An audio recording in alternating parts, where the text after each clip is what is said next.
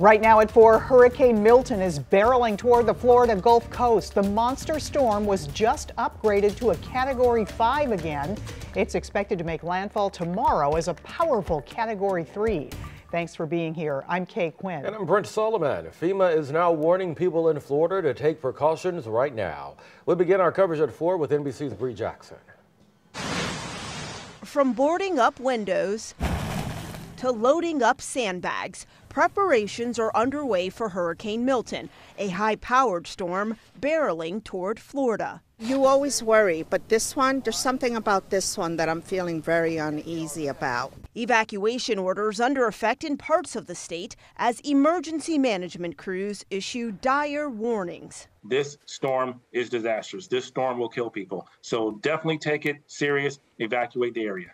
There's fear high winds and storm surges will hit areas already left devastated by Hurricane Helene. I have never been so concerned about a storm in my career. We've never seen one come at us straight on. President Biden delaying his overseas trip to oversee the response to Milton and stressing the storm's severity. This could be the worst storm hit Florida in over a century.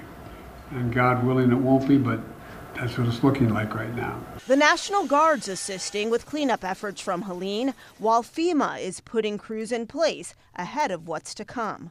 The administration is also working to combat a storm of misinformation, including false claims disaster relief funds are being diverted to illegal migrants. Individuals lose trust in their government.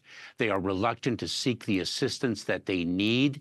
We implore them to ignore the false information that is being spread and to seek the help that we have available to them. Parts of the Southeast recovering from one natural disaster while bracing for the next. In Washington, Bree Jackson, NBC News. And the Weather Impact team is tracking Milton as it inches closer to Florida. Meteorologist Gary Frank is in for Scott and joins us with an update, the latest on the hurricane. Yeah, this has dominated our weather for the last couple of days as we approach the storm. And we watched yesterday, 24 hours ago, how it was rapidly intensifying. Now, as it gets closer, it's starting to feed some of the moisture. And we're going to look at these cameras and cameras around Tampa. It's already starting to rain, but that's just the outer edge of what is Milton here now as that gets closer. It's feeding some moisture out ahead of it as it's a Category 5 storm with 165-mile-an-hour sustained wind. The pressure is at 918. It got as low as about 896 yesterday, and as it moves east-northeast at about 9 miles an hour, you'll notice that the trend as far as moving onshore to Category 3 has not really changed, nor do the impacts change. I do think that this has moved a little bit in terms of the cone. You'll notice that forecast cone, I think, has shifted a little further south now, including parts of the Fort Myers area involved in that as well, and that's something that we'll talk about here shortly. There's that rain that I just showed you, the outer edge of that. As it gets closer to some of the radars, you're able to see this rain and the well-defined eye as it gets more significant here.